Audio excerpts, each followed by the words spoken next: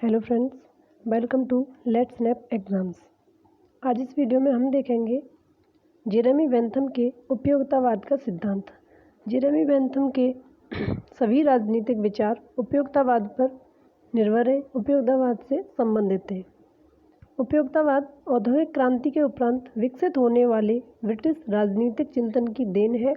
इसके जन्म का मुख्य कारण यह प्रश्न था कि किस तरह औद्योगिक क्रांति से उत्पन्न विभिन्न सामाजिक विषमताओं का अंत किया जा सके। जेरेमी बेंथम ब्रिटिश उपनिवेशवाद के बौद्धिक नेता थे, जिन्होंने उपयोगितावाद का प्रवर्तक और प्रणोदित भी माना जाता है। तो अब हम देखेंगे उपयोगितावाद का सिद्धांत बेंथम की सबसे महत्वपूर्ण देन है। उसके सभी राजनीतिक विचार उसके उपयोगितावाद पर ही आधारित हैं, लेकिन उसे इसका प्रवर्तक नहीं माना जाता। रोचक बात यह है कि बेंथम ने कहीं भी उपयोगितावाद शब्द का प्रयोग नहीं किया, लेकिन इन्होंने अपने दर्शन में इनका वर्णन किया है अपनी दोनों पुस्तकों में, फ्रैगमेंट ऑन द गवर्नमेंट और introduction to the principle of moral and legislation. उपयोगितावाद का विकास देखते हैं। उपयोगितावाद के सर्वप्रथम आचार शास्त्र के एक सिद्धांत में प्राचीन यूनान के एपिक्यूरियन संप्रदाय के ही दर्शन होते हैं। इस संप्रदाय के अनुसार मनुष्य पूर्णतः सुखवादी है। वह सुख की ओर भागता है तथा दुखों से बचना चाहता है। इसके बाद सामाजिक समझौतावादियों ने भी 17वीं शताब्दी में इसका कुछ विकास किया। हॉब्स ने कहा कि मनुष्य पशुवत आचरण करने वाला एक सुखवादी प्राणी है। लोक तथा पाश्चात्य दर्शन के सिरेनाक वर्ग के प्रचारकों ने भी उपयोगितावाद का विकास किया। हॉब्स का जो उपयोगितावाद का मूल मंत्र है वह है अधिकतम व्यक्तियों का अधिकतम सुख। आगे हम देखते हैं उपयोगितावाद का अर्थ। हॉब्स के अनुसार देखें कि उपयोगितावाद क्या है, तो हॉब्स कहते हैं मनुष्य की मौलिक प्रवृत्तियां आनंद या सुख प्राप्ति है। हमारे मन, वचन, कर्म पर सुख दुख रूपी शासक का शासन रहता है। सुख प्राप्त करना और दुख से बचना ही उसकी संपूर्ण चेष्टाओं की मूल प्रेरणा और उद्देश्य है, जिसका मूल आधार उपयोगितावाद है। उपयोगितावाद राजनीतिक सिद्धांतों का ऐसा कोई संग्रह नहीं है जिसमें राज्य और सरकार के सिद्धांतों का प्रतिपादन किया गया हो। यह मानव आचरण की प्रेरणाओं से संबंधित एक नैतिक सिद्धांत है।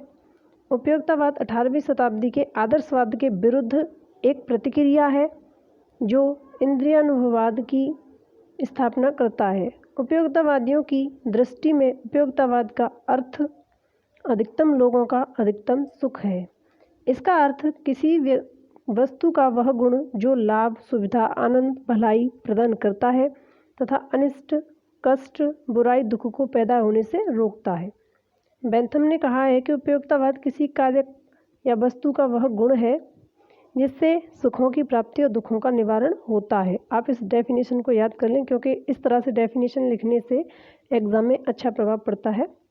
अब हम देखेंगे उपयोगितावाद की विशेषताएं।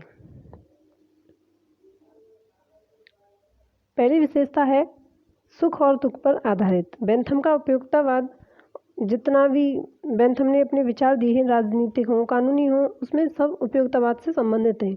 तो बेंथम का जो उपयोगितावाद की जो विशेषताएं देखते हैं, सुख और दुख पर आधारित है। बेंथम का उपयोगितावाद सिद्धांत सुख और दुख के दो आधारों पर आधारित है। बेंथम का मानना है कि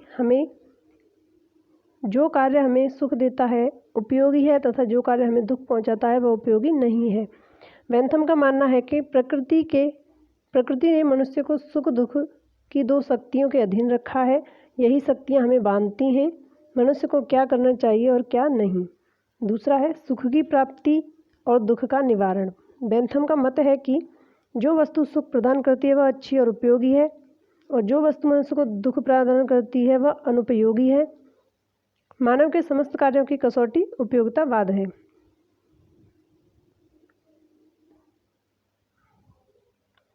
अगली विशेषता हम देखते हैं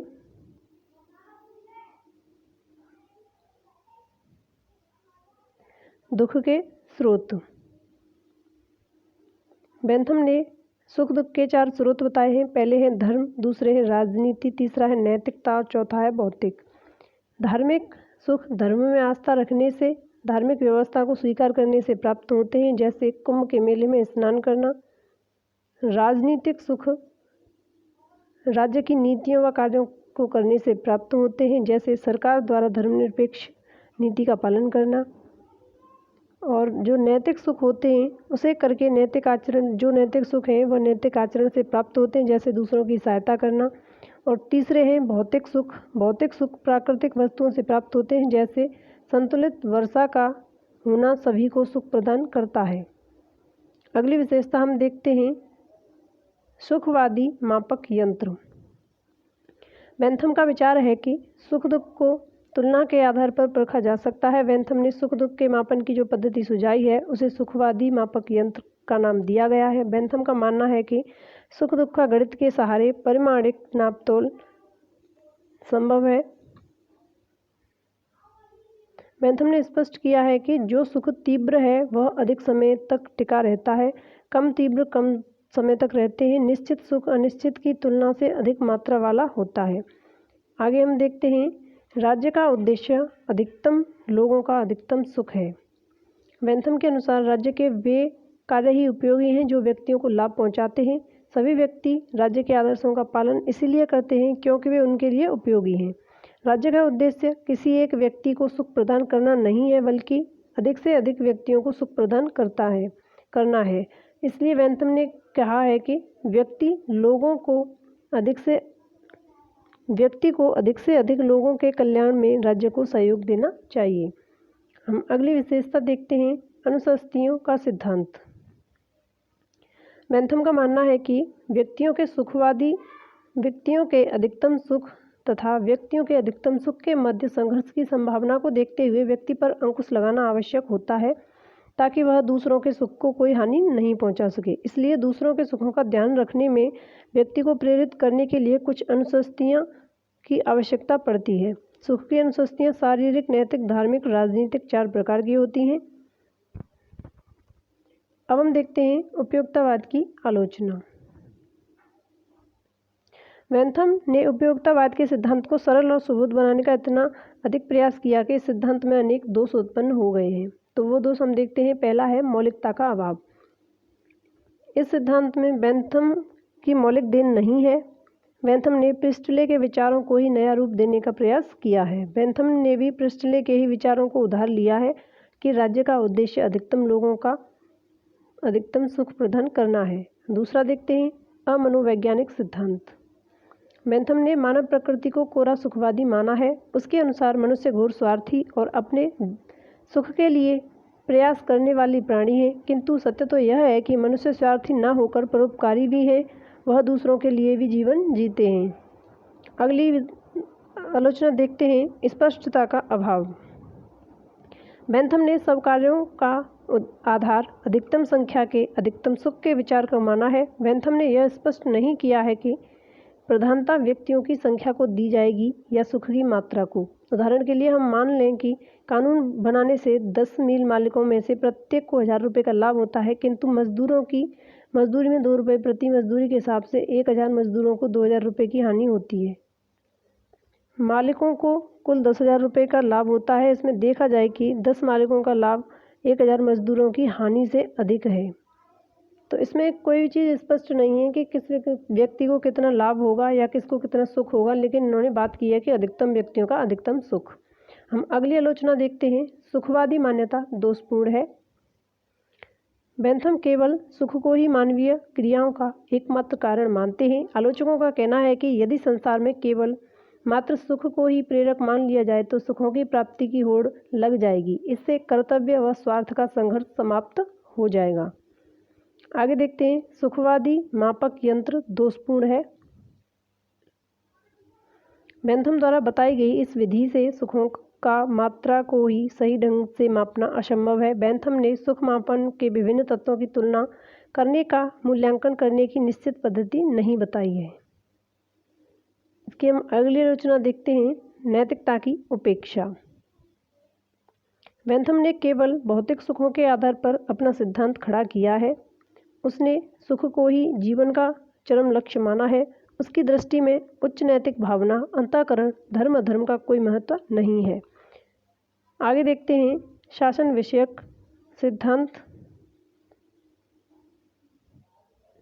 बेंथम ने राज्य और सरकार में कोई अंतर नहीं किया है। वह व्यक्ति द्वारा सुख की प्राप्ति के लक्ष्य पर बल देता है। वह मनुष्य के और राज्य के पारस्परिक संबंधों का विवेचन नहीं करता है। वह केवल इतना कहता है कि राज्य को न्यूनतम हस्तक्षेप करना चाहिए। वह केवल शासन कार्यों का विवेचन करता है, राज्य के सैद्धांतिक पक्ष का नहीं। अगली आलोचना देखते हैं। सभी सुख समान नहीं होते। बेंथम ने भौतिक सुख और मानसिक सुखों को समान माना है। शरीर और आत्मा की अनुभूति के उद्देश्य मात्रा असमान होते हैं। बेंथम ने मात्रात्मक आधार पर सुखों में अंतर मानकर मनुष्य को पशु स्तर तक गिरा दिया है। मैक्सी का कहना है कि बेंथम की धारणा के अनुसार मनुष्य सुअर है। इस प्रकार हम कह सकते हैं कि बेंथम का उपयोगितावाद का दर्शन गलत धारणाओं पर आधारित है। बेंथम ने सुख और आनंद को समानार्थी मान लिया है। यह अंतर्विरोधों से ग्रस्त है। यह गुणात्मक पहलू की उपेक्षा करता है। उसका सुखवादी मापन यंत्र वैज्ञानिक तरीका नहीं है। सबसे बड़ा सुख और सबसे बड़ी संख्या में कोई तार्किक संबंध नहीं है।